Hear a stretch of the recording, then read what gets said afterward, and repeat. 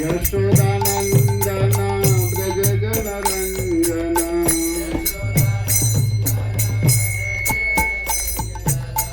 यमुना तीरा बनचारी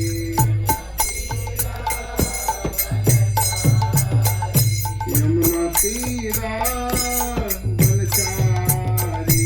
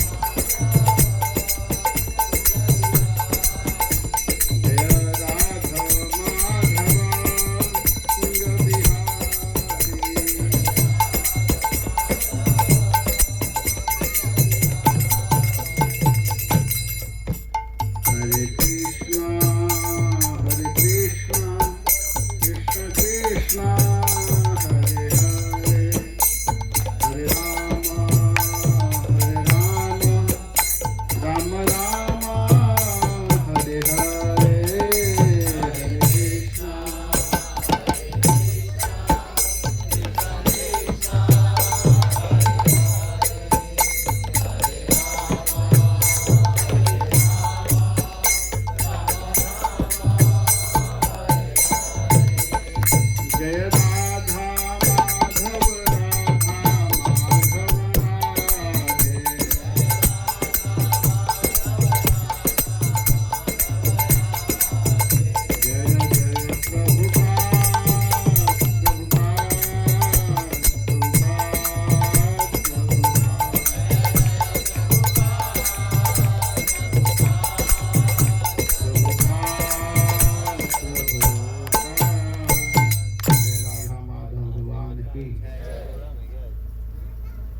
जगत गुरु श्रील प्रभुपाद की हरे कृष्ण। नमोऽयं विष्णुपादाय कृष्णपृष्ठाय भूतले श्रीमते भक्तिवेदांत स्वामीति नामिने। नमस्ते सारस्वती देवे गौरवाणी प्रचारिणे निर्विशेष शून्यवादी पाश्चात्य देशतारिणे। नीलाम्बुजः श्यामल कोमलांगं सीता समारोपित वामभागं पाणोर्महाशायक चारुचापं नमामि रामं रघुवंशनाथं।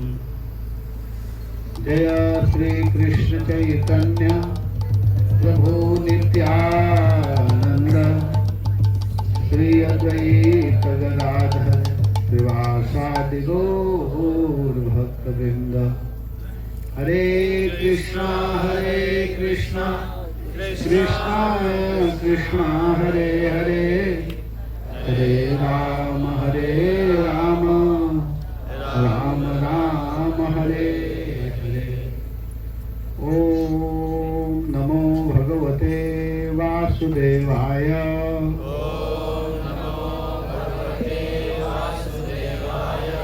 ओम नमो भगवते वासुदेवाय।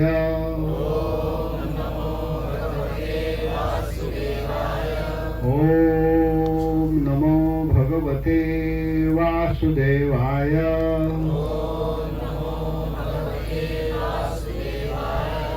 हरे कृष्ण। आप लोग विगत 2 दिन से यहाँ पर राम कथा सुन रहे हैं। आज इस कथा का तृतीय दिवस है, अंतिम दिन जिसको कह सकते हैं, समापन दिवस। तो कल हम लोग सुन रहे थे कि भगवान रामचंद्र जनकपुरी में गए और वहां जाकर के महाराज जनक के धनुष को तोड़े। और जब महाराज जनक के धनुष को तोड़े तो वहाँ पर परशुराम जी भी आए थे। कल लीला के माध्यम से भी आप लोग बड़ा सुंदर दर्शन किए। देखिए कल कथा और लीला दोनों एक ही जैसा हो गई, अच्छा रहा। तो परशुराम जी आए और परशुराम जी को भी समझ में आ गया कि जो धनुष तोड़ने वाले हैं शिव जी के धनुष को कोई साधारण पुरुष नहीं है। अपना धनुष दिए और जब भगवान धनुष लिए तब उनको समझ में आ गया कि भगवान ही हैं, अवतार ले चुके हैं। परशुराम जी महेंद्र पर्वत पर चले गए। इसके बाद में चारों भाइयों का जो विवाह हुआ है 4 कन्याओं से हुआ है। राम जी का विवाह जानकी जी के साथ में हुआ, सीता जी के साथ में। भरत जी का विवाह मांडवी जी के साथ में हुआ है और लक्ष्मण जी का विवाह उर्मिला जी के साथ में और शत्रुघ्न का विवाह श्रुतिकीर्ति के साथ में। जनक जी के जो छोटे भाई हैं जिनका नाम है कुशध्वज जी, उनकी 2 बेटी थी। एक का नाम था मांडवी और दूसरी का नाम था श्रुतिकीर्ति। और जो उर्मिला जी थी वो जनक जी के बेटी थी और सीता जी जनक जी के पुत्री तो है ही, लेकिन उनका जन्म पृथ्वी से हुआ है। तो इस तरह चारों बहनों का विवाह हुआ और विवाह होने के बाद में भगवान राम, लक्ष्मण, भरत, शत्रुघ्न अयोध्या में आए। और कुछ दिन के बाद जब भरत शत्रुघ्न ननिहाल चले गए तो भगवान राम के राज्याभिषेक के लिए, भगवान को युवराज पद देने के लिए अयोध्या के सभी लोग चाह रहे हैं कि राम को युवराज पद मिलना चाहिए। जब युवराज पद देने की बात हुई तो यह बात सबको अच्छी लग रही है। जनक जी को भी अच्छा लगा। जनक जी जो दशरथ जी हैं, दशरथ जी भगवान राम के पिता हैं। और एक दिन दशरथ जी दर्पण में अपने मुख को देख रहे थे तो उनके कान के बगल में एक सफेद बाल दिखाई दिया। सफेद, सफेद माने उजला, कान के पास। सबसे पहला बाल पकता है, अगर सही से पके तो कान के पास ही पकता है। आजकल तो कहीं भी पक जाता है, सब रोग के कारण है, उसको नहीं माना जाएगा। लेकिन सही में देखा जाए तो कान के पास इसलिए पकता है कि आपको सूचना दिया जाता है कि आप अब बूढ़े हो रहे हो। कान के पास ही सुन पाएंगे ना। तो भगवान के पिता दशरथ जी विचार करने लगे। क्या विचार कर रहे हैं? विचार कर रहे हैं कि अब हमको यह राज्य दे करके पुत्र को और अपने पूरा भजन के लिए समय निकालना चाहिए। यह उपदेश है, ये शिक्षा है। एक समय ऐसा होता है जिसमें सब तरह से समय निकाल करके भगवान की भक्ति करनी चाहिए। इस जीवन को 4 भाग में बांटा गया है। बाल्यपन, जवानी, इसके बाद एक कुमारा अवस्था होता है और एक होता है वृद्धा अवस्था। जैसे हम लोग 4 पार्ट में ब्रह्मचारी, गृहस्थ, वानप्रस्थ और सन्यास, तो जो 4 चीज है उसमें 3 तो पूरा भजन करने के लिए है ही। जो गृहस्थ जीवन है वो भी भजन करने के लिए ही है। कहने का अर्थ है कि 50 के बाद, अगर 100 वर्ष का उम्र है तो 50 के बाद आपको पूरा समय भक्ति के लिए निकालनी चाहिए, भजन के लिए। 25 वर्ष ब्रह्मचर्य आश्रम में रहना चाहिए, 26 में विवाह कर लेना चाहिए, 50 तक गृहस्थी में रहना चाहिए, 51 के बाद वानप्रस्थ और 75 के बाद संन्यास। अर्थात 50 के बाद ही घर को छोड़ करके भजन में समय निकालना चाहिए। लेकिन आजकल लोग बाल को काला कर लेते हैं, भगवान को धोखा देते हैं कि मैं बूढ़ा नहीं हूँ, मैं तो जवान हूँ अभी। अब बताइए, सफेद बाल को काला कर, अरे बाल पक रहा है तो पकने दो, वो भी एक शोभा है कि नहीं? और बाल को काला करना ये कितना गड़बड़ चीज है। सफेद बाल भी बहुत अच्छा लगता है, सफेद रहने देना चाहिए, उसको काला करने की क्या जरूरत है? कितना हो काला करोगे, लोग समझते हैं कि बूढ़ा है।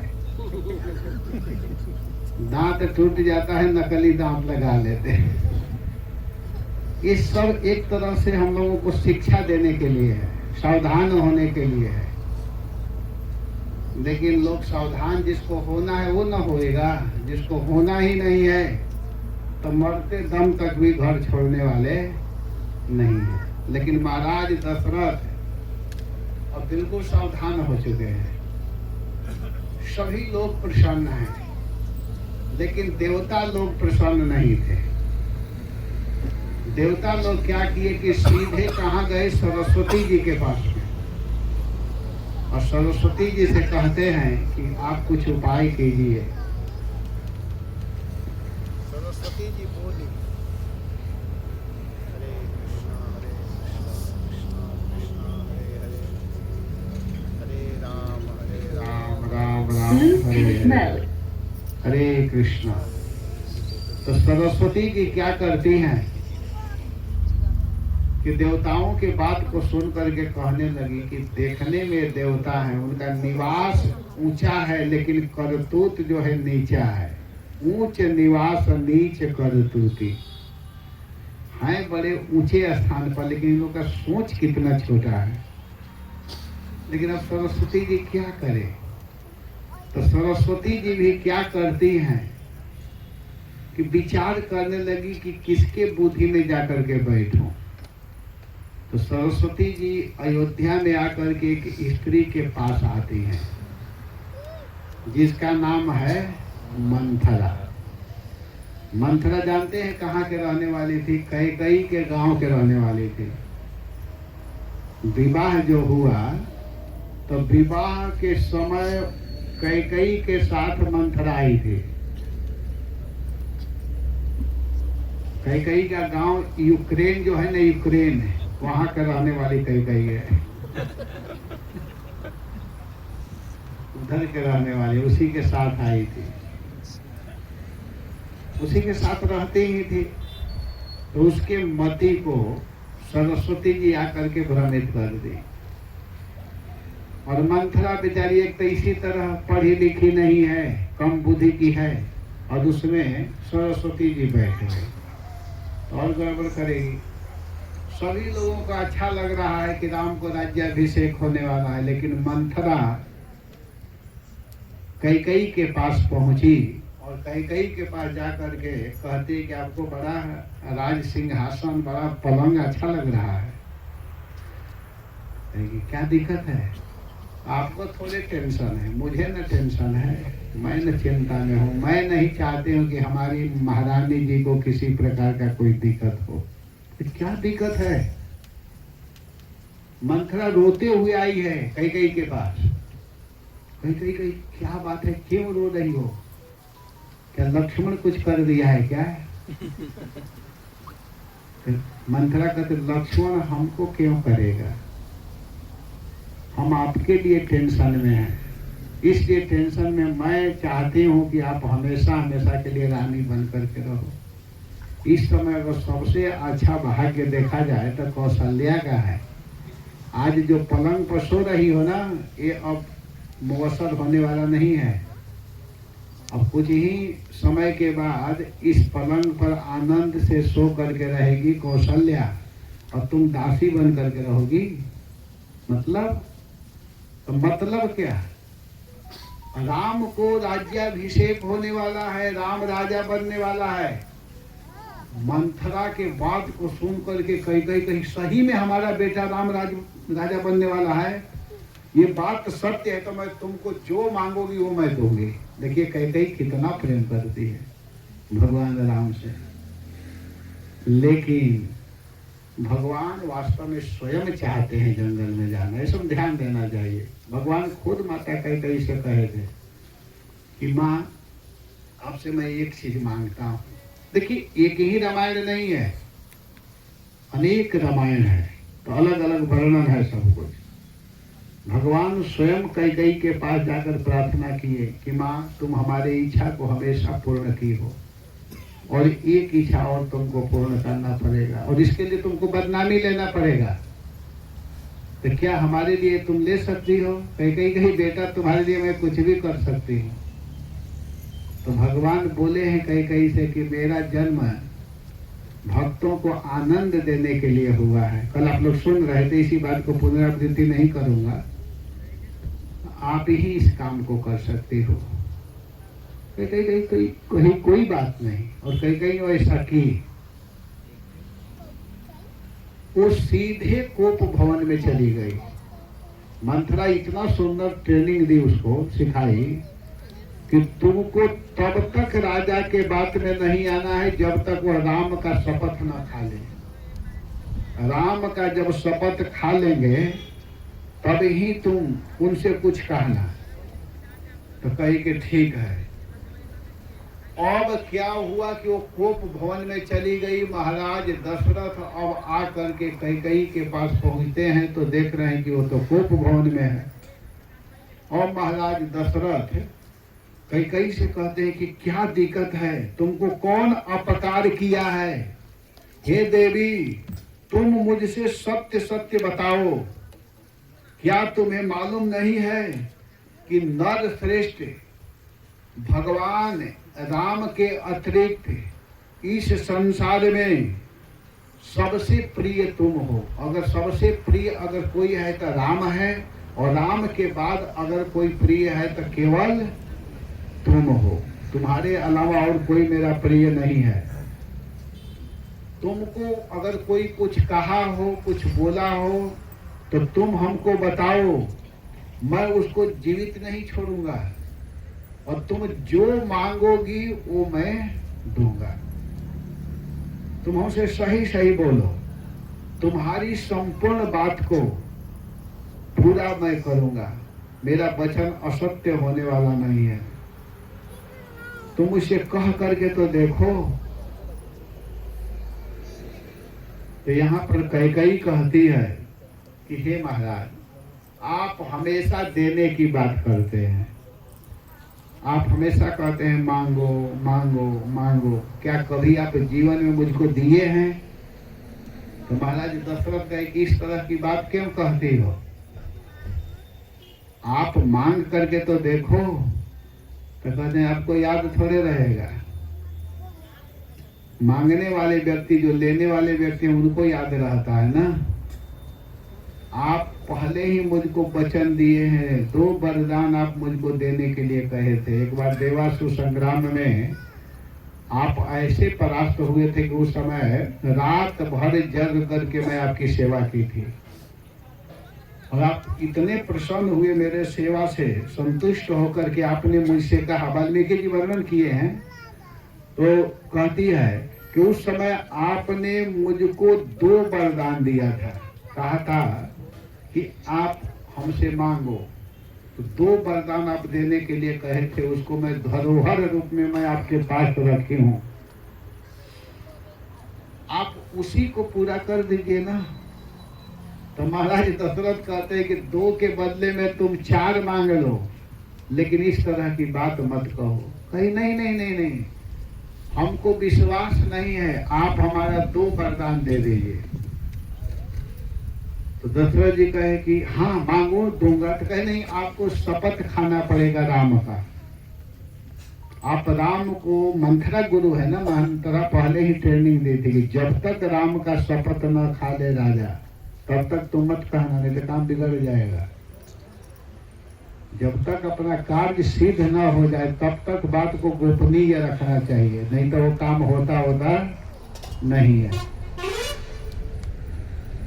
तो महाराज दशरथ कहते हैं मांगो मांगो मांगो। तब कहती है कि हे महाराज, वास्तव में आप मुझे देना चाहते हैं। सच पूछिए तो महाराज दशरथ काम से युक्त हैं, अपने पत्नी में इतने आसक्त हैं कि वह मोहित हैं अपने पत्नी के सौंदर्य पर, रूप पर।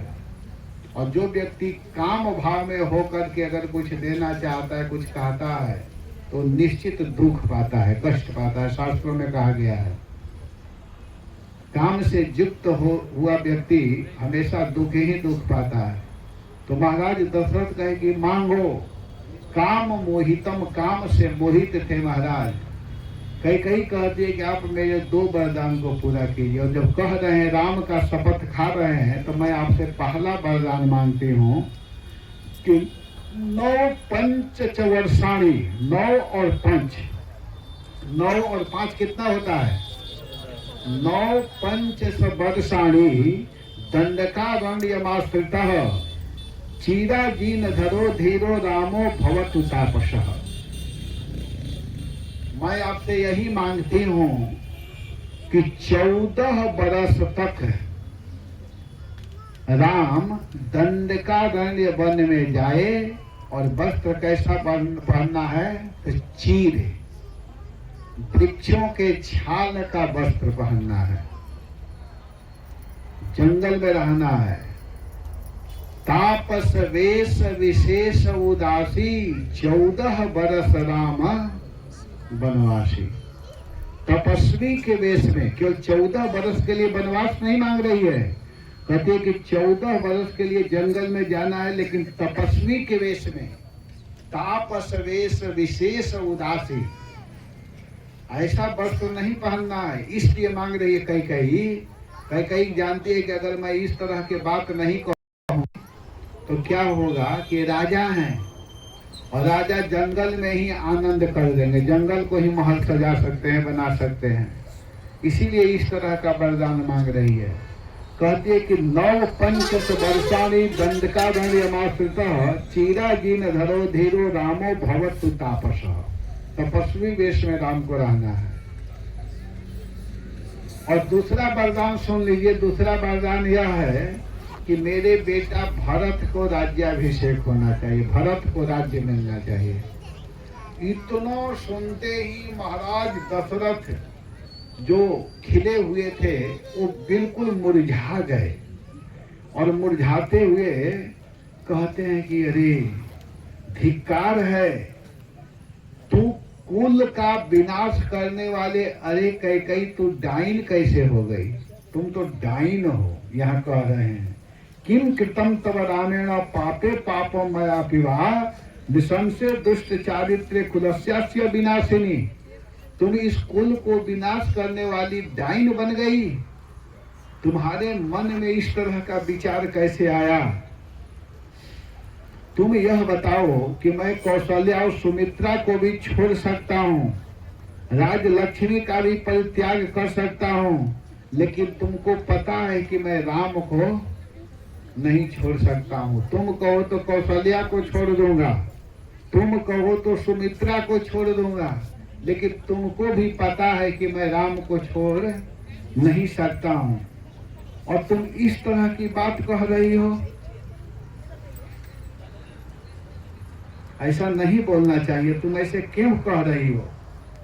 राम तुम्हारा क्या बिगाड़ा है?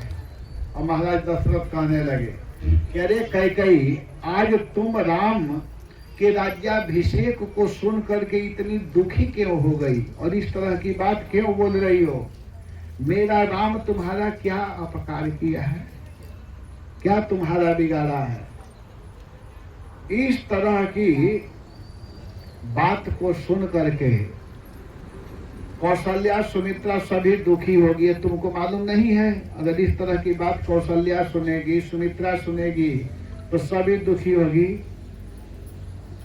महाराज दशरथ कैकेयी के सामने बार बार प्रार्थना कर रहे हैं, लेकिन वो सुन नहीं रही है। बहुत देर हो गया, इधर मुहूर्त का समय आने वाला है। अब वशिष्ठ जी क्या करते हैं कि सुमंत्र जी को भेजते हैं। और जब सुमंत्र जी जाते हैं तो वहां की स्थिति देखे सुमंत्र जी, तो सुमंत्र जी अब क्या किए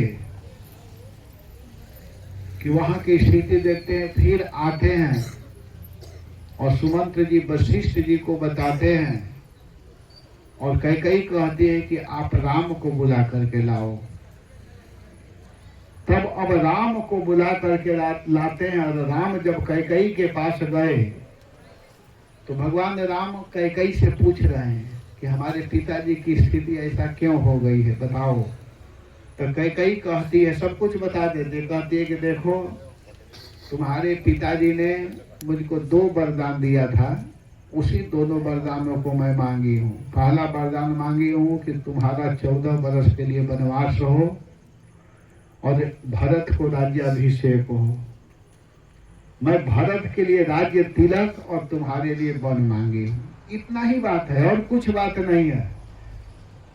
राम वास्तव में तुम पिता के पालन करने वाले हो तो तुम क्या करो बेटा कि सप्त सप्त च वर्षाणी, सप्त सप्त च वर्षाणी, 7 7 14 दंडकारण्यमाश्रितः अभिषेकमिदं त्यक्त्वा जटाचारी धरो भव।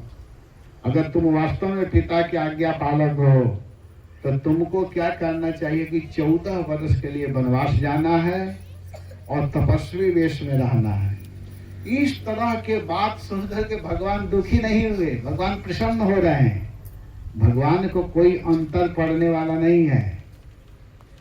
ये नहीं कि राज्याभिषेक सुन करके खुश हो गए और जंगल सुन करके रोने लगे, ऐसा कुछ नहीं। भगवान राम मुस्कुराते हुए कहते हैं कि माता जी मुझे जंगल जाने में कोई दिक्कत नहीं, लेकिन मैं यह जानना चाहता हूं कि इतनी छोटी बात पर पिताजी इस तरह दुखी होकर के मूर्छावस्था में पड़े हुए हैं, सही सही बताओ बात क्या है। तुम हमसे छिपाओ मत, झूठ मत बोलो। मैं पिताजी के आदेश का पालन करूंगा। ये तो पिताजी का शब्द है। अगर पिताजी नहीं भी कहे हो और तुम कह दोगी तो तुम्हारे बात को भी मैं मानूंगा, क्योंकि भगवान राम का स्वभाव है। अरे कैकेयी सुमित्रा कौशल्या के तो बात छोड़ दो, कोई भी स्त्री भगवान से कुछ कहती थी तो उसके आज्ञा का पालन भगवान करते थे। किसी को सबको माँ की तरह देखते थे। अयोध्या के कोई भी माताएं कुछ भी कहे भगवान उसको पालन करते थे। ये है राम। भगवान राम आदर्श स्थापित किए हैं। सबको माँ की तरह देखते थे, माता ही मानते थे। तो कहे कि आप चिंता मत करो, मैं अवश्य ही पालन करूंगा, लेकिन आप यह बताओ कि पिताजी इतने दुखी क्यों हो रहे हैं। भगवान कहा मुझे कुशा की चटाई। अब वहां पर भगवान ने क्या किए कि अब वहां से सीधे आते हैं अपने माँ के पास, कौशल्या जी के पास। और जब कौशल्या जी के पास आए तो कौशल्या जी उनको आरती करने के लिए जा रही है, माला पहनाने के लिए जा रही है कि मेरा बेटा राजा बनने वाला है। लेकिन भगवान कहे माँ आपको मैं एक बात बताऊं। तो कौशल्या जी कहे कि हाँ बेटा बताओ। राम कहते हैं मुझको इतना सुंदर आसन मत दो, इतना सुंदर पलंग पर मत बैठाओ। कल से मुझे चटाई पर सोना है, जंगल में जाना है, जंगल में रहना है। ये सब की कोई आवश्यकता नहीं है। गमिष्ये दंडकारण्यम किमने नासने नमे 14 ही वर्षाणि वर्षामि विजने वनम। मैं विजन वन में जहाँ कोई मनुष्य नहीं मिलेंगे, घना घोर जंगल में मुझे रहना होगा। और मेरा छोटा भाई भरत महाराज बनेंगे और मैं जंगल में जाकर के तपस्वी का जीवन जीऊंगा। इतना सुनते ही कौशल्या जी बिल्कुल मूर्छित होकर के गिर जाती हैं। और इसके बाद में भगवान कहते हैं कि आप चिंता मत करो, मैं बड़े आनंद से रहूंगी। तो माता जी सुनीति जी जैसे सुनीति जी अपने बेटा ध्रुव को भगवान के भक्ति के लिए उपदेश करती हैं, वैसे ही कौशल्या माँ की स्थिति यहाँ सुनीति जैसी है। महाराज कैकेयी से ज्यादा प्रेम किए। कौशल्या जी कहती हैं कि जानते हो बेटा, जो महाराज हैं दशरथ जी वो कैकेयी से प्रेम किए हैं, मुझे तो वह दासी जैसा भी नहीं मानते थे। जैसे सुनीति जी बोली है कि उतान पाद मुझे दासी जैसा भी व्यवहार नहीं कर देते, वैसे ही मेरी स्थिति है। और अब भगवान जो है 27 वर्ष की अवस्था में, भगवान का उम्र 27 साल का हो गया है। 27 वर्ष के अवस्था में भगवान जंगल के लिए प्रस्थान किए। राम जी जंगल में गए, और जब राम जी जाने लगे तो उनके साथ में कौन कौन जाते हैं? सीता जी, लक्ष्मण जी। सीता और लक्ष्मण का वनवास नहीं हुआ है, लेकिन सीता जी कहती है कि मैं आपके बिना रह नहीं सकती हूँ, मैं भी जाऊंगी। तो भगवान कहे कि ठीक है, अगर आपको चलना है तो चलो। तब तक लक्ष्मण जी सुने तो लक्ष्मण जी भी जाने के लिए तैयार हो गए। भगवान कहे कि माँ से पूछ कर के आओ।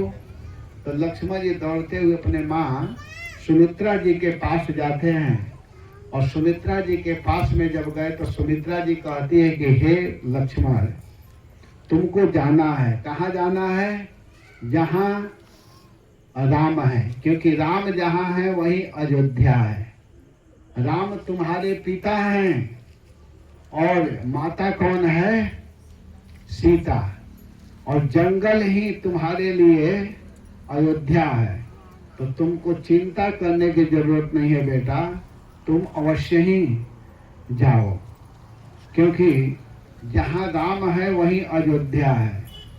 और भरत जी अपने माता को बहुत धिकारे हैं, ये सब तो कथा है ही। अब लक्ष्मण जी, सीता जी, सब लोग जाने के लिए तैयार हुए, और प्रथम दिन तमसा नदी के तट पर जाकर के विश्राम करते हैं। इसके बाद में दूसरे दिन क्या किए कि वे लोग वहां से श्रृंगवेरपुर गए, और उन लोगों को लेकर के कौन गए हैं? सुमंत्र जी। सुमंत्र जी भी बहुत पुराने मंत्री हैं, बहुत पुराने मंत्री। दशरथ जी से भी उम्र ज्यादा है सुमंत्र जी का। दशरथ जी बोले थे कि आप लेकर के जाओ और 14 दिन जंगल घुमा करके लेकर के आ जाना। लेकिन भगवान राम अब जाते हैं श्रृंगवेरपुर में, और श्रृंगवेरपुर में जाकर के अब गंगा जी को पार करना है। और गंगा पार करना है तो गंगा पार करने के लिए नौका की आवश्यकता है। पहले तो भगवान रामचंद्र जी सुमंत्र जी को कहते हैं, देखिए भगवान के दो भक्त बड़े विचित्र हैं। एक भक्त को भगवान जाने के लिए कह रहे हैं, वो जा नहीं रहा है, और एक भक्त को भगवान बुला रहे हैं, वो आ नहीं रहा है। ऐसे ऐसे तो भगवान के भक्त हैं। एक भक्त को जाने के लिए कहा जा रहा है और दूसरे भक्त को आने के लिए कहा जा रहा है, और दोनों भक्त ऐसे महान हैं कि दोनों, एक जाना नहीं चाहता है और दूसरा आना नहीं चाहता है। कौन भक्त जाना नहीं चाह रहा है? वो है सुमंत्र जी। बरबस राम, बरबस माने जबरदस्ती। बरबस राम सुमंत्र पठाए, बरबस राम सुरसर तीर पुतब आए, सुरसर तीर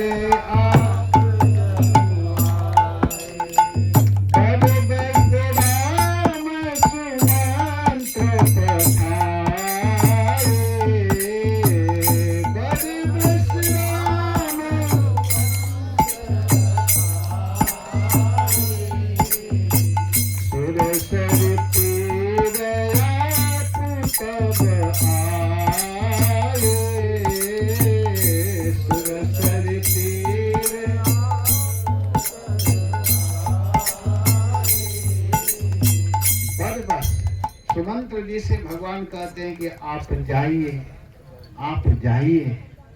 बहुत जबरदस्ती, इच्छा नहीं है, इच्छा न होने पर भी भगवान के आज्ञा पालन करते हुए सुमंत्र जी जा रहे हैं। और जब सुमंत्र जी राम जी से अलग हुए तो जानते हैं राम जी की क्या स्थिति हुई? राम जी खूब रोने लगे। सुमंत्र को तो भेज दिए, लेकिन जब सुमंत्र जी चले गए तब राम जी खूब रोए हैं। क्यों रोए? इसलिए रो रहे हैं कि अब तक तो मेरे ऊपर बड़े का छत्र छाया था, लेकिन आज मेरे से बड़े सुमंत्र जी चले गए। आज जितने लोग हैं उन सब में बड़ा मैं हूँ।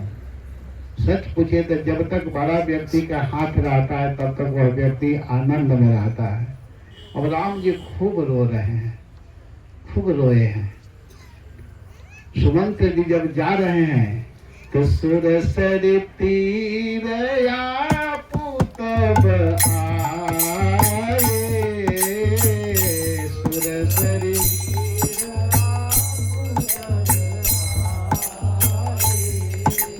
सुरसरी, सुरसरी कहते हैं गंगा जी को। भगवान गंगा जी के तट पर आ गए, और जब गंगा जी के तट पर आए तो गंगा जी का जल निर्मल बह रहा है। अब गंगा को पार करना है, साथ में पत्नी सीता जी हैं, जानकी जी हैं, और भगवान विचार करने लगे कि इस नदी को कैसे पार किया जाए। गंगा को पार करना है, पार करना बड़ा मुश्किल है। एक भी नौका नदी के तट पर दिखाई नहीं दे रहा है। भगवान सोच रहे, तब तक नदी के मध्य में, गंगा जी के मध्य में एक नाविक नौका को खे रहा था। खे क्या रहा था? बीच में ही पड़ा हुआ था, इधर से उधर हिला रहा था। और भगवान देखे और लक्ष्मण जी देखकर कहे, अरे भैया भैया भैया देखिए देखिए देखिए, एक नाविक दिखाई दे रहा है, नौका लेकर के इधर से उधर कर रहा है। भगवान का, हाँ लक्ष्मण सही बोल रहे हो। और लक्ष्मण जी क्या करते हैं कि भगवान से कहते हैं कि उसी को बुलाइए ना। तो भगवान कहते हैं ठीक है मैं बुलाता हूँ। अब भगवान आज प्रार्थना कर करके बुला रहे हैं, मांग रहे हैं। मागी नाव न केवट आना, मागी नाव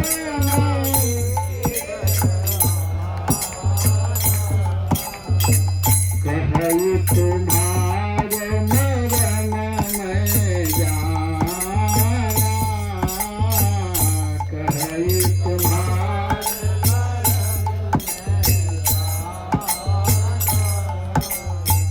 कहई तुम्हार मरण में जाना, कहई तुम्हार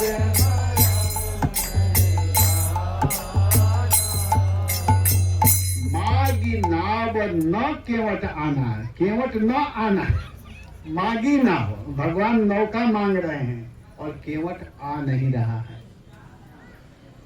जब कुंभ का मेला लगा था 1-1.5 साल पहले, तो मैं गया था प्रयागराज अपनी माँ को लेकर के, जिस दिन मौनी अमावस्या, ये लोग भी गए थे, सब लोग थे। मैं इस्कॉन के गेस्ट हाउस में रुका हुआ था। उस दिन की ऐसी स्थिति हुई कि नाविक लोग गंगा के मध्य में, जमुना जी जो है इस्कॉन के बगल में, नाविक बीच में लेकर के हैं, आ नहीं रहे हैं। सब लोग मांग रहे हैं, नहीं आ रहे हैं। मैं भी इसी चौपाई को गा रहा था वहाँ खड़ा कर, अरे भैया आजा। मैं इसको बार बार गा रहा था और याद आ रहा था कि भगवान कितने दिक्कत में होंगे उस दिन। केवट ना आना, वो नहीं आ रहा है। भगवान कहे क्यों नहीं आ रहे हो? तो कह कहई तुम्हार मरम में जाना, कहई तुम्हार मरम में जाना। वो कह रहे कि मैं तुम्हारे मरम को जानता हूँ इसीलिए नहीं आऊंगा। और बताइए, मरम जानते हो तो आना चाहिए ना। तो कहा कि नहीं आऊंगा। लक्ष्मण जी सोचने लगे कि इतना दिन हो गया भैया के साथ रहते रहते, आज तक मैं इनका मरम जाना ही नहीं। और ये बिना कुछ संग प्राप्त किए कैसे मरम जान गया? राम जी की तरफ लक्ष्मण जी देख रहे हैं कि क्या कुछ आप दोनों का सेटिंग है क्या? मैं आपके साथ दिन रात रहता हूँ, आपके विषय में नहीं जानता हूँ, ये बिना आपसे मिले कैसे आपके विषय में जान गया? तो भगवान कहे करे भैया हमको भी पता नहीं क्या जान रहा है, पूछा जाए क्या? कुछ पूछ लिया जाए? तो लक्ष्मण जी कहा पूछिए, हमको तो शंका हो रही कि आप दोनों सेटिंग किए हैं कुछ। राम जी कहते हैं कि तुम मेरे मरम को क्या जानते हो?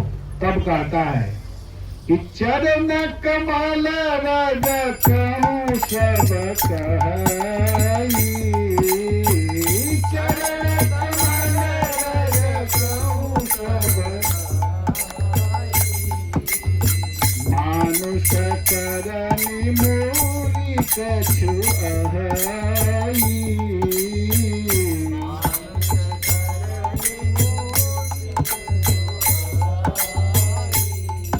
आपका जो चरण कमल है उसमें जो रज है ना, धूल, वो एक जड़ी बूटी का काम करता है। आपके चरण के रज में जड़ी बूटी वाला काम करने वाला चीज है। आपके चरण रज जो है वो स्त्री बना देता है, मनुष्य बना देता है। मैं सुना हूं कि आपके जो चरण का धूल है, चरण रज, चरण धूल, वो स्त्री बनाता है। इसीलिए मैं आपको अपने नौका में चढ़ाना नहीं चाहता। तो मान लीजिए भगवान पूछे या लक्ष्मण जी पूछे कि स्त्री बना रहे थे, क्या दिक्कत है? स्त्री बनने दो, कोई दिक्कत है क्या? तो हाँ दिक्कत है ना। आपके चरण रज की यह विशेषता है कि छुअत शिला भई नारी सुहाई, छुअत शिला भई नारी सुहाई, आहन तेन पाठ कठिनाई, आहन तेन पाठ कठिनाई।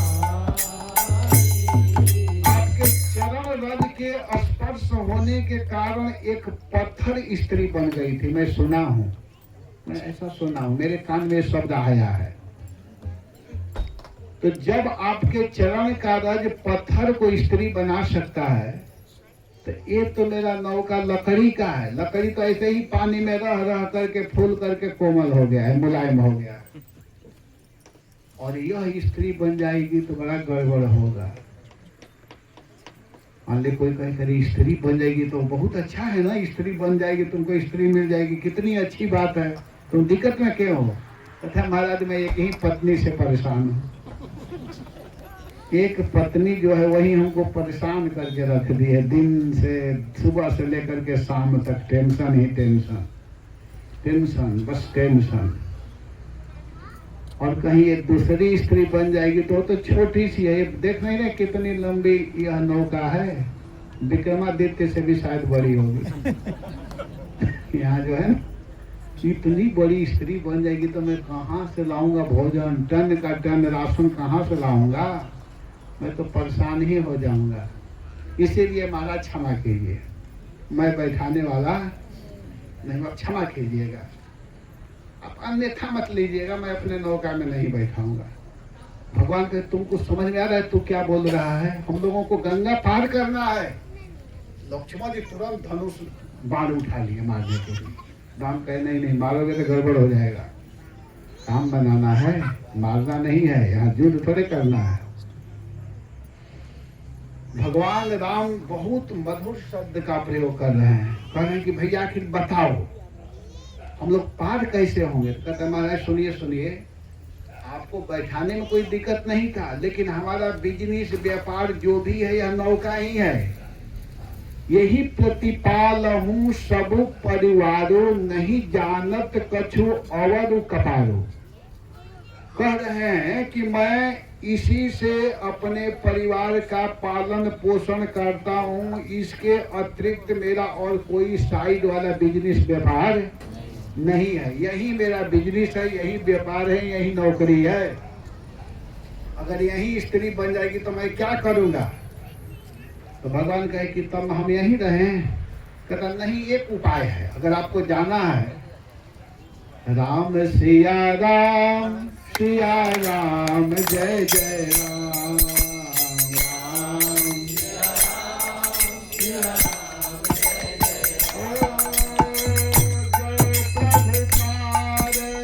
सिया राम, जय जय राम।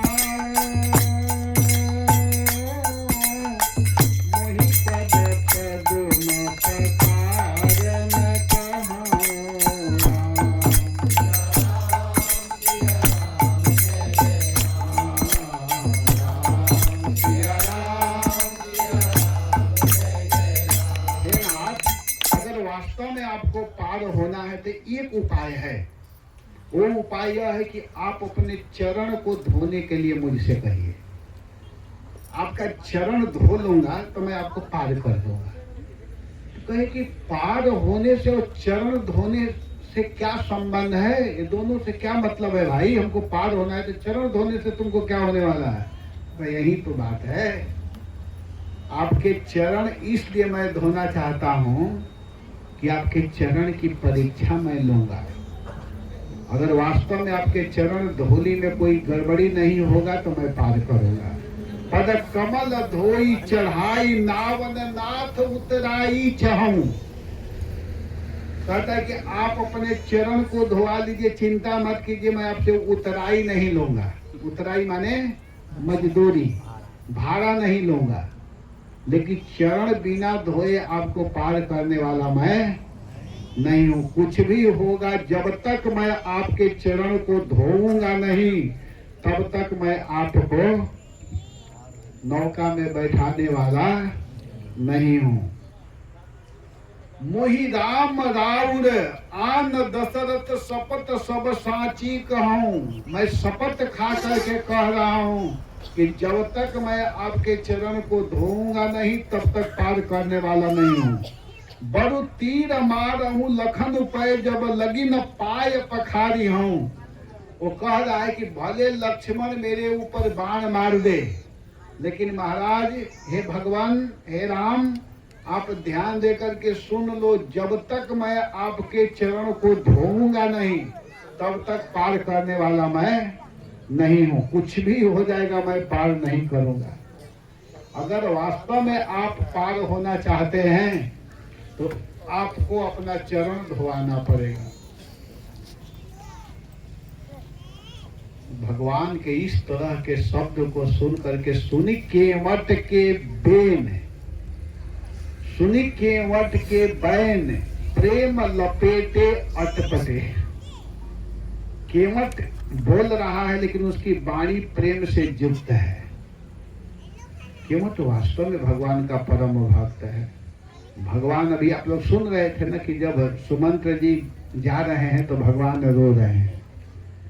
केवट भगवान के रुदन को देखना नहीं चाहता है। भगवान रो रहे हैं उसको केवट देखना नहीं चाहता है। केवट सोच रहा है कि मैं अपने प्रभु को कैसे हंसाऊं। सेवक का कर्तव्य होता है, धर्म होता है अपने स्वामी को प्रसन्न रखना, खुश रखना। तो केवट इस तरह की बात बोल रहा है ताकि हमारे स्वामी हंसे, प्रसन्न रहें। तो सुनी केवट की बैन प्रेम लपेटे अटपटे। अटपटा बात बोल रहा है। क्या अटपटा बात है? अटपटा इसमें क्या बोल दिया आप लोग बताइए, थोड़ा सुन रहे हैं तो ध्यान दीजिएगा। अटपटा क्या बोल दिया केवट?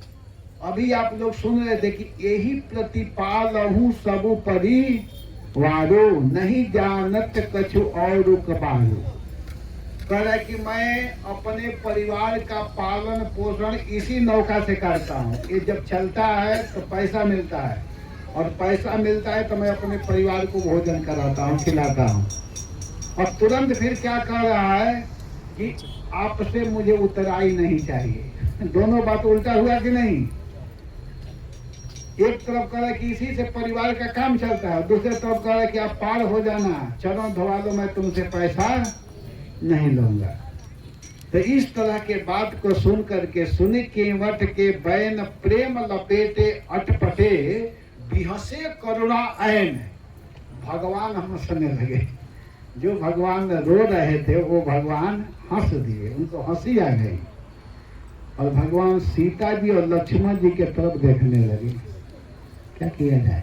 ये तो कह रहा है कि चरण धोना पड़ेगा।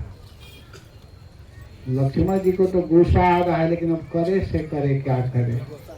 लक्ष्मण जी चुपचाप हैं। तो भगवान हंसते हुए कहते हैं कि अच्छा बिना चरण धोए तुम पार नहीं करोगे? कहते ना, अगर वास्तव में आपको पार होना है तो प्रभु मैं बहुत ज्यादा कुछ मांग नहीं रहा हूँ। आपकी इच्छा है ना गंगा पार होने का, नदी पार होना चाहते हैं ना? आपके मन में चाह है और मेरे मन में भी चाह है। क्या चाह है? आपका चरण धोना। तो हम दोनों की चाह है।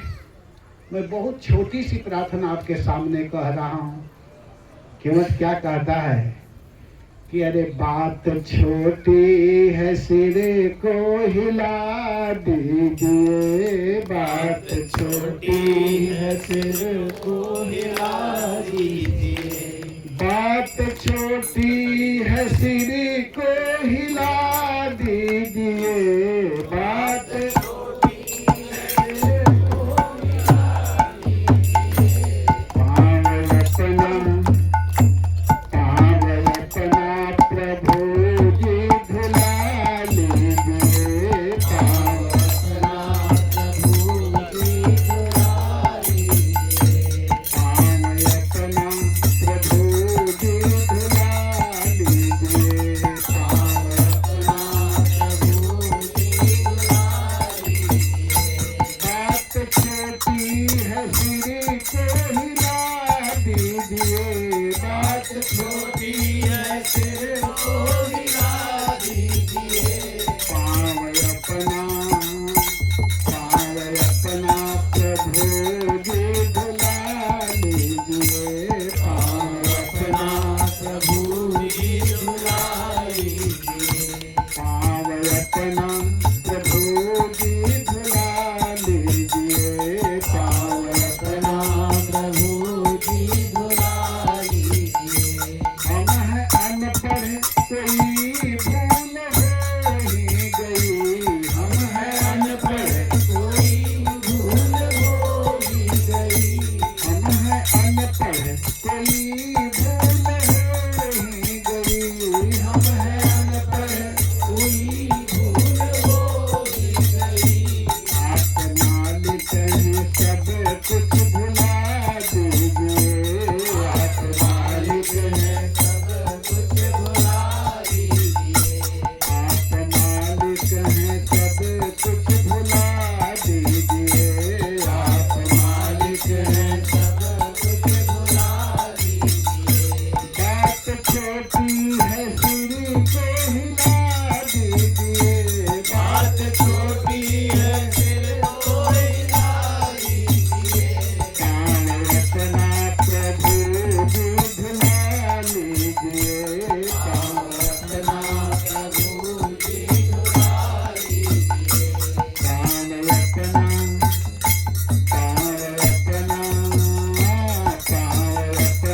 प्रभु जी धुला लीजिए। पावन अपना प्रभु जी धुला लीजिए। केवट प्रार्थना कर रहा है, तब तक लक्ष्मण जी का तो भैया भैया भैया इसके फेरे में नहीं पड़ना है। राम जी का क्या हो गया लक्ष्मण? तो देखिए देखिए, दूसरा नाविक वाला दिखाई दे रहा है, दूसरा नौका भी आ रहा है। केवट कहता है अच्छा दूसरा नौका दिखाई दे रहा है। गैर मल्लाह आएगा हरगिज नहीं। गैर मल्लाह आएगा हरगिज नहीं। केवट कहता अच्छा बुला करके तो देख लो कैसे आ जाता है। गैर मल्लाह आएगा हरगिज नहीं। गैर मल्लाह आएगा हरगिज नहीं। नाम लेकर किसी को बुला लीजिए। नाम लेकर किसी को बुला लीजिए। नाम लेकर किसी को बुला लीजिए। नाम लेकर किसी को बुला लीजिए। बात छोटी है, सिर को हिला दीजिए। बात छोटी है, सिर को हिला दीजिए। पावन अपना प्रभु जी धुला लीजिए। पावन अपना प्रभु जी धुला लीजिए। देखिए ना, मैं जो कह रहा हूँ आपके भी चाह है और मेरी भी चाह है। चाह दोनों की है, देर किसी बात की। चाह दोनों की है, देर किस बात की। चाह दोनों की है, देर किसी बात की। चाह दोनों की है, देर किस बात की। शीघ्र ही कुछ न कुछ फैसला कीजिए। शीघ्र ही कुछ न कुछ फैसला कुछ फैसला कीजिए, शीघ्र ही कुछ ना कुछ फैसला कीजिए, शीघ्र ही शीघ्र कुछ फैसला कीजिए, शीघ्र ही कुछ ना कुछ फैसला कीजिए। पाँव अपना राघव, पाँव अपना प्रभु की धुला लीजिए, पाँव अपना प्रभु की धुला लीजिए।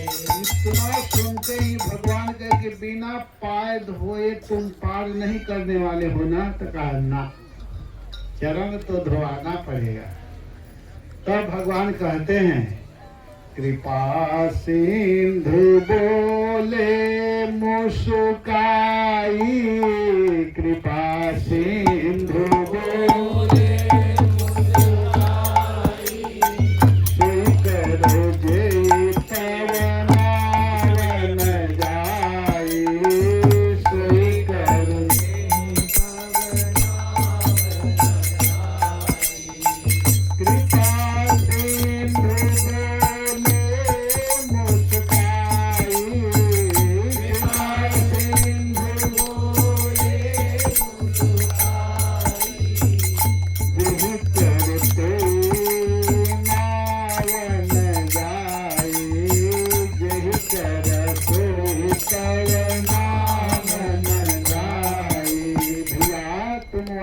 जिसे तुम्हारा नौका बचा रहा। इतना सुनते ही केवट प्रसन्न हो गया। और केवट क्या कहा था कि प्रभु आप चिंता मत करो, आपके चरण की मैं परीक्षा करूंगा। एक छोटा सा लकड़ी का बर्तन लाऊंगा कठौता, और उसमें आपके चरण को धोऊंगा। अगर कहीं आपके चरण का धूल स्त्री बनाएगा तो एक छोटी सी लड़की बनेगी, तो उसको तो मैं देख लूंगा। और सही में केवट जानते हैं एकदम छोटा सा ला रहा है कठौता, जिसमें केवल एक पैर ही प्रवेश करे। वो ले करके आया और ला करके क्या करता है कि भगवान को कहता है कि आप अपने चरण को डालिए इसमें।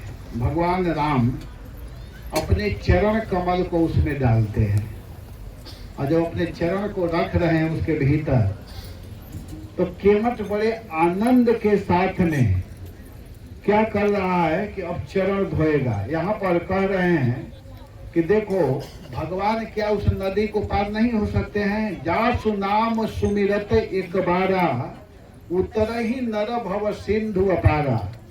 जिन भगवान के नाम को गा करके व्यक्ति भव सागर को पार हो जाता है, जाकर नाम सुनत एक बारा। जीव अगर एक बार भी स्मरण करता है, गाता है, गायन करता है, तो वह भव सागर को पार कर जाता है। आज वह भगवान क्या इस गंगा को पार नहीं कर सकते हैं? कर सकते हैं, लेकिन भगवान अपने भक्त के महिमा को बढ़ाना चाहते हैं। भगवान अपने भक्त के महिमा को सारे संसार में फैलाना चाहते हैं। कहते ठीक है, देगी आनु जलु पाय पखारो, होत विलंब उतारहूं पारो। अरे भैया मुझे विलंब हो रहा है, जल्दी से जल्दी जल लाओ कठौता में, जैसे भी हो मेरे पैर को धो। अब वो केवट क्या करता है कि जल लेकर के आता है, भगवान राम के चरण को उसमें डालता है। एक चरण उसमें है, दोनों चरण नहीं जा रहा है क्योंकि छोटा बर्तन है। भगवान राम अपने चरण को डालते हैं, केवट वहीं बैठा है और भगवान का एक पैर ऐसे उठा हुआ है, एक पैर जमीन पर है और एक पैर जो उठा हुआ है उसी को धो रहा है। तो धो रहा है तो जल्दी में नहीं है, उसको जल्दी नहीं है। अति आनंद उमगी अनुरागा, अति आनंद उमगी अनुरागा, चरण सरोज पखारन लागा, चरण सरोज पखारन लागा। अति आनंद उमगी अनुरागा, अति आनंद उमगी अनुरागा,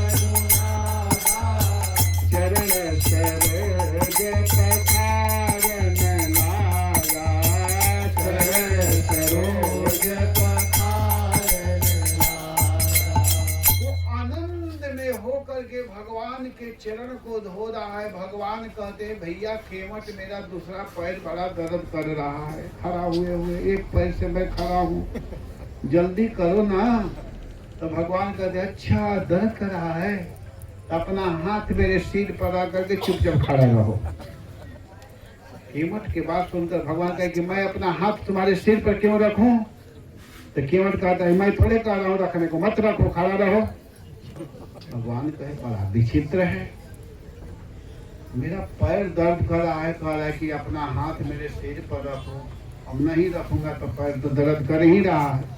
अब भगवान क्या कि अपना हाथ उसके मस्तक पर रखे हैं, दोनों हाथ, और एक पैर जमीन पर, एक उठा हुआ, उसको बड़े आनंद से अति आनंद उमगी अनुरागा, अति आनंद उमगी अनुरागा, चरण सरोज पखारन लागा, चरण सरोज पखारन लागा।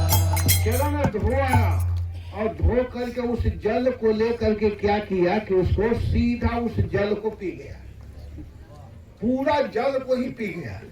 और भगवान का अब तो चरण धो लिया, मैं तो जाऊं, कहा प्रभु गड़बड़ हो गया। क्या गड़बड़ हो गया? तो मैं सारा जल को तो मैं पी गया, मेरी पत्नी और बच्चे नाराज हो जाएंगे, इनको नहीं मिलेगा, तो एक बार और धोआ देगी। एक बार क्या प्रभु, एक बार नहीं, अगर धोआएंगे तो मेरी पत्नी नाराज हो जाएगी, बेटा नाराज हो जाएगा, इसलिए व्यवस्था करो प्रभु। भगवान कहे चलो कोई बात नहीं, जल्दी धो। फिर दोबारा भगवान धोआ रहे हैं, क्योंकि उनका जमीन पर पैर पड़ ही गया था तो उसमें धूल लग गया। तो फिर धो रहा है वो आनंद से, वही अति आनंद उमगी अनुरागा, चरण सरोज पखारन लागा। फिर आनंद में भजन गा रहा है और चरण धो रहा है, खूब आनंद में है, और आनंद में हो करके भगवान के चरण को धो रहा है। अपने पत्नी बच्चों को कहा रे ध्यान देना, प्रभु रुख पाई के बुलाई बालक धरनी हो, बंदी के चरण चाहूं दसी बैठी घेरी घेरी। कहा करे घेर लो चारों तरफ से। अब उसके बच्चे पत्नी सब चारों तरफ से घेर लिए, अब चरण धोया जा रहा है। और जब धोआ गया तो इस बार जो जल है वो क्या किया कि अपने पत्नी और बच्चों को दिया, वे लोग पी गए। भगवान के अब तो चलो, कहा प्रभु एक बार और, 2 बार से काम चलने वाला नहीं है, तीसरा बार धोने दीजिए। भगवान के अब किसके लिए? ताकि इतने लोगों को देख रहे हैं ना, ये सब गांव वाले हैं, अगर इनको नहीं दूंगा तो ये लोग हमको अपने जाति से ही निकाल देंगे, गड़बड़ हो जाएगा। तो गांव वालों के लिए भी तो कृपा कीजिए। तीसरा बार भी धोया। लक्ष्मण जी को तो गुस्सा आ रहा है, बार बार धनुष बाण चढ़ा रहे हैं, लेकिन राम जी इशारा करें कि नहीं नहीं, अब काम बनने वाला है, थोड़ा में गड़बड़ मत कर देना। तीसरा बार धो करके गांव वालों को भी पिला दिया। और भगवान कहते हैं कि अब तो मैं जाऊं, तो केवट अब इस बार भगवान के कान में कहता है धीरे सा, प्रभु एक बार और। इस बार उच्चारण किया नहीं, क्योंकि सोच रहा है कि लक्ष्मण ज्यादा क्रोधित हो रहा है, तो थोड़ा कान में ही बोल देता हूँ। राम जी के कान में बोला एक बार और, चौथा बार के लिए।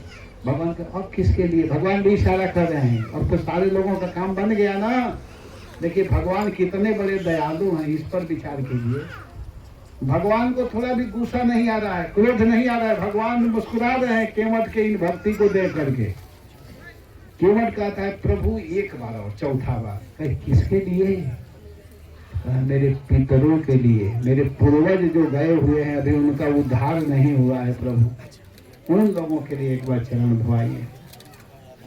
भगवान प्रसन्न हो गए और भगवान के चरण को बड़े आनंद के साथ में केवट धो रहा है, प्रभु के चरण को धो रहा है, बड़े आनंद में है और धो रहा है। तो धो जब रहा था तो भगवान खुश हैं और उस चरण जल को लेकर के अपने पितरों को पिलाया। यहाँ पर वर्णन है कि पद पखारी जल पान करी, पद पखार करके उस जल को पान किया।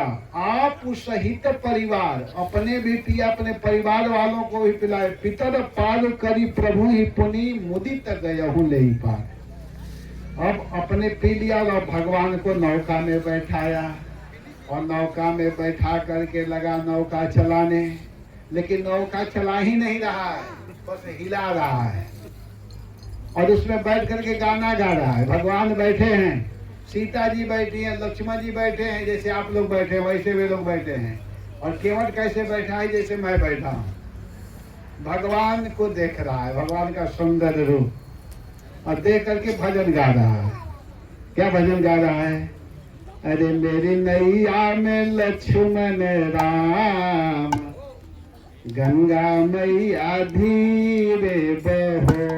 मेरी नैया में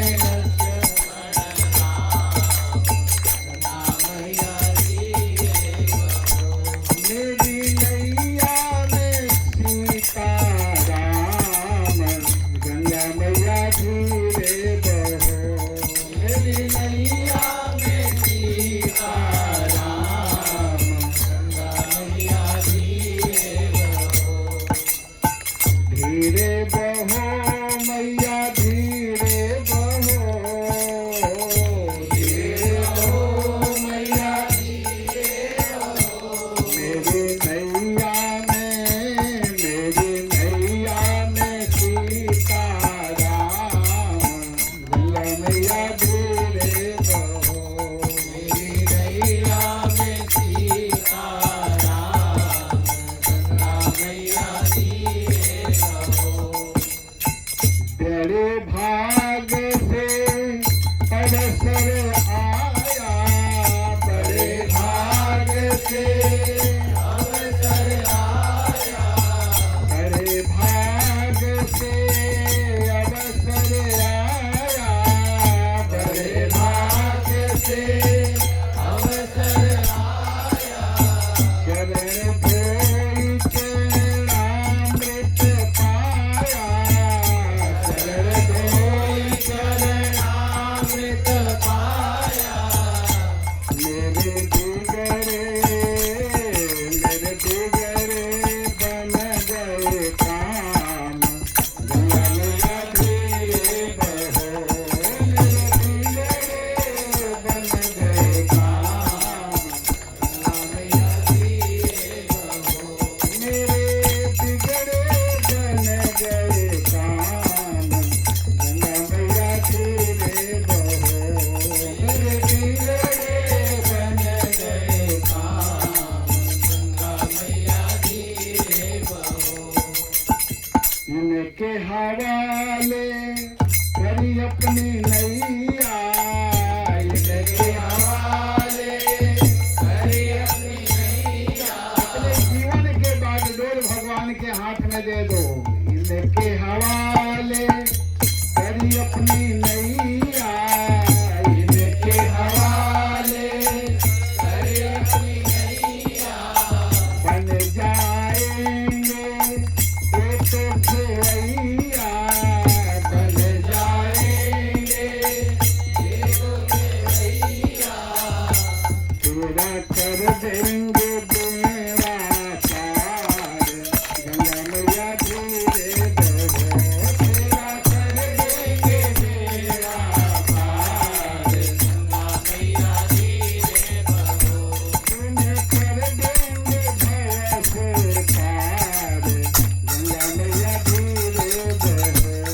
तुम्हें कर देंगे भव से पार, गंगा मैया धीरे बहो।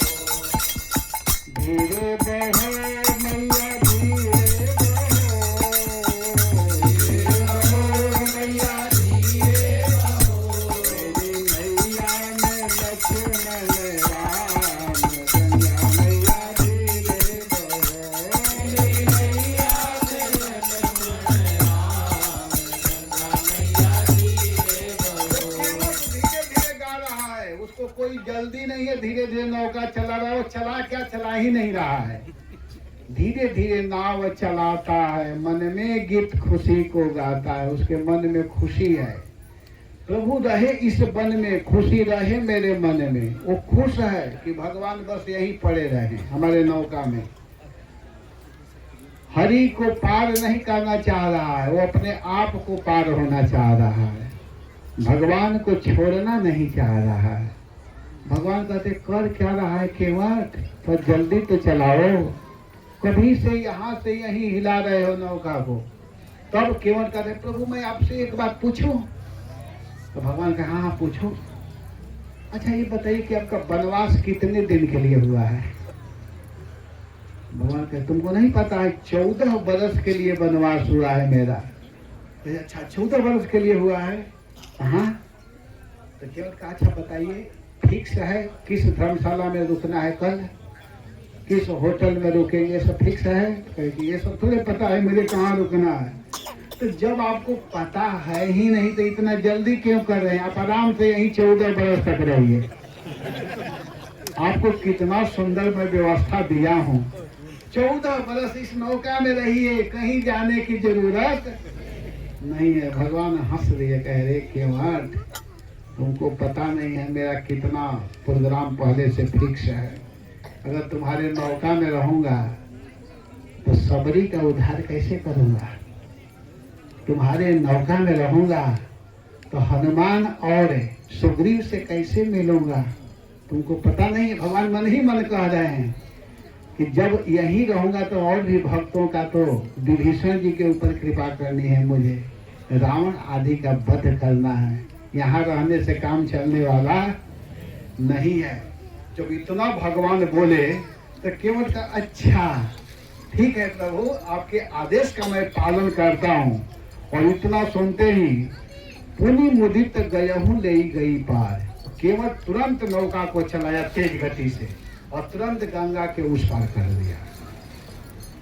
उतरी ठार भय सुर शरीरे सिया राम गुह लखन समेता, सिया राम गुह लखन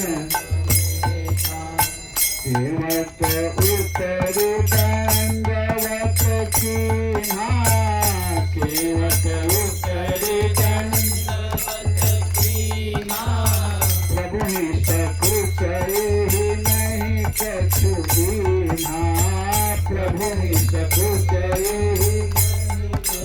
ही केवट उतरते ही भगवान के चरणों में प्रणाम किया, लेकिन भगवान उसको उठा नहीं रहे हैं क्योंकि संकोच में है कि उसको देने के लिए मेरे पास कुछ भी नहीं है।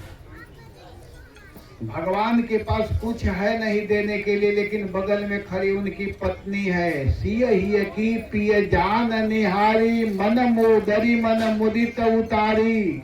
सीता जी अपने स्वामी के हृदय के बात को जान गई कि हमारे स्वामी के पास देने के लिए कुछ भी नहीं है। तो उसने क्या की कि अपने अंगूठी को उतार करके राम के हाथ में दे दी। और जब राम के हाथ में दी, भगवान उस अंगूठी को केवट को देने के लिए आगे बढ़ाए। इस तरह के व्यवहार को देख करके केवट से भगवान कहते हैं कि कहूं कृपाल ले ही उतराई, केवट चरण गहे अकुलाई। भगवान ने कहा कि लो भैया अपना उतराई। और इतना सुनते ही केवट चरण पकड़ करके रोने लगा और रोते हुए कहता है कि नाथ आज मैं काहन पावा, मिटे दोष दुख दारिद दावा, मिटे दोष दुख अब कछु नाथन चाहिए मोरे, अब कछु नाथन चाहिए मोरे, दीन दयाल अनुग्रह तोरे, दीन दयाल अनुग्रह तोरे। केवट कहता है कि प्रभु मुझको कुछ भी नहीं चाहिए, मैं सब कुछ प्राप्त कर लिया। बहुत काल मैं कीन मजदूरी में बहुत समय तक मजदूरी किया, लेकिन आज दिन विधि भली भली बोरी। आज भगवान ने मुझको वास्तविक मजदूरी दिया है, मुझे अब कुछ नहीं चाहिए। तो भगवान का क्यों नहीं चाहिए, तुमने मुझको गंगा पार किया है, नौका में बैठाया है, तो मुझे तो देना पड़ेगा ना। तो केमट क्या कहता है कि प्रभु आप जो काम करते हो ना वही काम मैं करता हूँ, हम दोनों स्टाफ हैं, एक दूसरे से थोड़े लिया जाता है। बताइए आप कहीं ऐसा सुने हैं?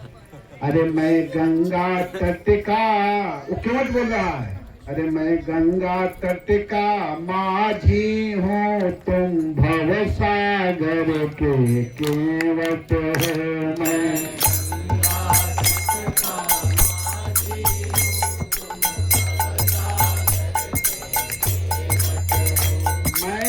गंगा तट का माझी हूँ, मैं गंगा तट का माझी हूँ, तुम भव सागर के केवट हो, तुम भव सागर के केवट हो।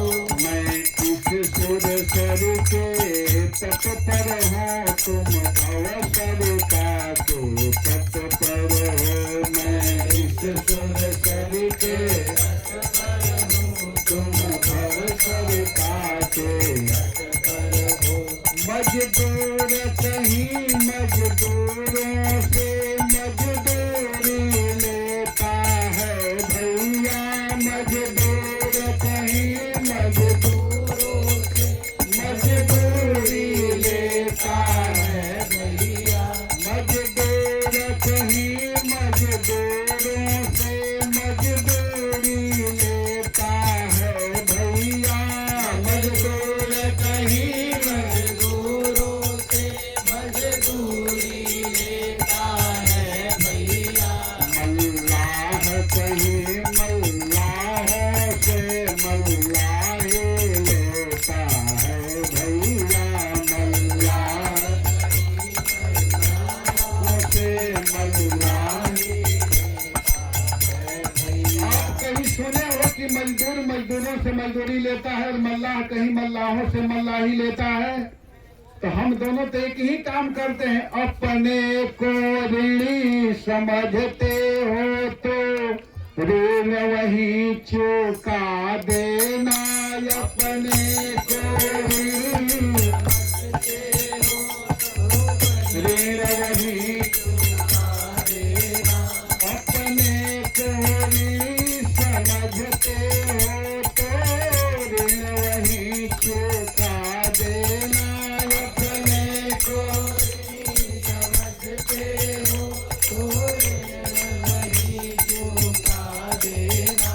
मैंने तुमको ही पार किया, तुम मुझको पार लगा देना, मैंने तुमको ही पार किया, तुम मुझको पार लगा देना, मैंने तुमको ही पार किया, तुम मुझको पार लगा देना, मैंने तुमको ही पार किया, तुम मुझको पार लगा देना।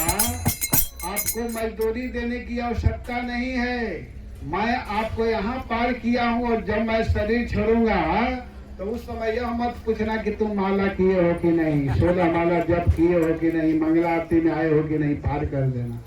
भगवान कहे बड़ा कम मजदूरी ले रहे हो, बड़ा कम मजदूरी है तुम्हारा, बताओ। केवट ने कहा रघुराई से उतराई नहीं लूंगा भैया, केवट ने कहा रघुराई से उतराई नहीं लूंगा भैया, मैं नदी नाल का केवट हो, तुम भव सागर के मालिक हो, मैं नदी नाल का केवट हो, तुम भव सागर के मालिक हो। मैं यहाँ वहाँ पार लगाता हूँ, तुम वहाँ वहाँ पार लगा देना, मैं यहाँ वहाँ पार लगाता हूँ, तुम वहाँ वहाँ पार लगा देना,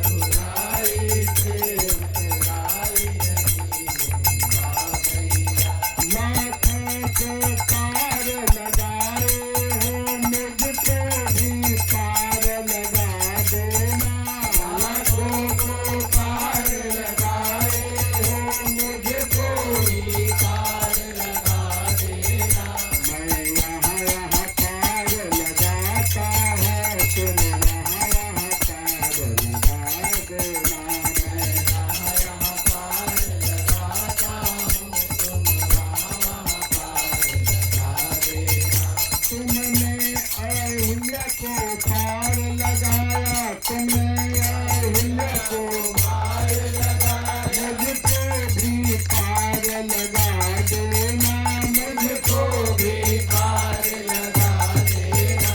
केवट ने कहा रघुराई से उतराई नहीं लूंगा भैया, केवट ने कहा रघुराई से उतराई नहीं लूंगा भैया। इसी तरह कहें कि अब कछुनाथ न चाहिए मोरे, दीन दयाल अनुग्रह तोरे, दीन दयाल अनुग्रह तोरे। राम सिया राम सिया राम जय जय राम, राम सिया राम जय जय राम। तीरथ बार मोहि जो देवा, सो प्रसाद में सिर धरि मेरा। राम सिया राम जय जय राम, राम सिया राम जय जय राम। कहता है कि प्रभु आपसे मैं उतराई नहीं लूंगा, अगर देना ही चाहते हैं तो जब लौटते समय आइएगा तब आप दीजिएगा, मैं ले लूंगा। अर्थात दोबारा आकर के अपना चरण धुआ लीजिएगा मुझसे। बड़ा चालू है केवल। लेकिन भगवान से अगर कोई कुछ नहीं मांगता है तो भगवान अपने आप को दे देते हैं। यहाँ वर्णन है कि बहुत कीन प्रभु लखन सिया, नहीं कछु केवटु ले। सीता जी, राम जी, लक्ष्मण जी बहुत आग्रह किए लेकिन केवट कुछ भी नहीं लिया। तब भगवान क्या किए, विदा कीन करुणायतन भगति विमल बरुदे। भगवान जाते जाते निर्मल भक्ति का वरदान दिए, कह कि जाओ तुम्हारा चित्त, तुम्हारा मन सदैव मेरे चरणों में लगा रहेगा। इतना बड़ा गिफ्ट भगवान ने दिया। तो बड़ा सुंदर सिद्धांत है। तो इस कथा को मैं संक्षेप कर दिया क्योंकि समय हो चुका है। केवट वास्तव में कोई साधारण व्यक्ति नहीं है। केवट का पूर्व जीवन में केवट की 4 कथाएं आती है, 1-2 नहीं। पूर्व जीवन में केवट के 4 कथा है। केवट एक कछुआ था, एक जीवन की कथा है। दूसरे जीवन की कथा है, समय नहीं है लेकिन मैं केवल इतना ही बताऊंगा। दूसरे जीवन में केवट वास्तव में वो देवता था, और जब सारे देवताओं को ब्रह्मा जी भेज रहे थे कि जाओ बंदर आदि बन करके भगवान की सेवा करनी है, तो एक देवता कहे कि मैं श्रृंगवेरपुर में केवट बन करके रहूंगा और भगवान को पार करूंगा। ये दूसरा जीवन, दूसरी कथा। तीसरा कथा है केवट की, कि वह केवट कोई दूसरा नहीं था, वह एक मछुआरा था। साधु के कृपा हुआ और भगवान का दर्शन हुआ, लेकिन फिर शब्द हुआ कि तुमको एक अलग जन्म लेना पड़ेगा और हमारा दर्शन करोगे स्पेशल। तो वही मछुआरा केवट बन करके आया। और चौथा कथा है कि केवट जो था वह वशिष्ठ जी का लड़का था, जिसका नाम था वामदेव। और जो श्रवण कुमार जो थे उनको दशरथ जी ने बाण मार दिया था, और उसके कारण श्रवण कुमार और उनके माता पिता का शरीर छोड़ना पड़ा। तो वही वशिष्ठ जी का लड़का वामदेव जब दशरथ जी दुखी होकर के गए कि मैं तो बहुत बड़ा गलती कर दिया हूँ, तो उन्होंने कहा कि चिंता मत करो, आप 3 बार राम राम राम कहो। 3 लोगों को मार दिए हो ना, आपके कारण 3 लोग मर चुके हैं, तो राम राम कहो, सारा दोष दूर हो जाएगा। दशरथ जी इतना बोले तो उनका जो भीतर दुख था वो तो समाप्त हुआ। लेकिन वशिष्ठ जी जब आए और वामदेव ने कहा कि पिताजी मैंने दशरथ के बहुत बड़े दोष को मैं दूर कर दिया हूँ। कहे क्या किए हो? तो उसने बताया कि मैं 3 बार राम राम का उच्चारण करवाया, क्योंकि इनके कारण 3 लोग शरीर छोड़ चुके थे। वशिष्ठ जी को बड़ा गुस्सा आया और श्राप दे दिए, कह रहे मूर्ख, इतनी छोटी गलती के लिए भगवान के 3 बार नाम का उच्चारण करवा दिया। राम का महत्व तुम नहीं जानते हो, राम नाम का कितना महत्व है। जाओ तुम अपने पद से च्युत हो जाओ। वो रोने लगा, कहे कि तुमको स्पेशल एक जन्म लेना पड़ेगा केवट परिवार में, केवट बनोगे और भगवान का सानिध्य प्राप्त होगा। ये सब कथा है। केवट कोई साधारण व्यक्ति नहीं है, वो भगवान का परम भक्त है। तो देखिए, भगवान को प्राप्त करने के लिए हम लोगों को इस तरह का भाव होना चाहिए। और जब इस तरह का भाव रखेंगे तो भगवान अवश्य ही दर्शन देंगे। भगवान के परम प्रिय भक्त में से एक केवट है। जब भगवान का राज्याभिषेक हो रहा था, रावण को मार करके जब भगवान लौट करके आए, उनको राज तिलक करना था, सब लोग आ गए थे। वशिष्ठ आदि कहे कि राज्याभिषेक किया जाए ना, भगवान कहे रुको रुको, अभी मुहूर्त नहीं हुआ है। भगवान बार बार पीछे देख रहे हैं, लोग कह रहे हैं किसको ये देख रहे हैं, बार बार ढूंढ रहे हैं, किसको ढूंढ रहे हैं। तब तक केवट आया, और जब ही केवट आया तो भगवान के बस अब चालू कर दिया जाए, अब मुहूर्त हो चुका है। केवट इतना प्रिय भगवान का भक्त है। तो देखिए, भगवान के भक्ति के लिए हम लोगों को बहुत पढ़ा लिखा होना जरूरी नहीं है, बहुत धन होना जरूरी नहीं है, बहुत सुंदर रूप होना जरूरी नहीं है, ऊंचे कुल में जन्म लेना जरूरी नहीं है। क्या होना जरूरी है?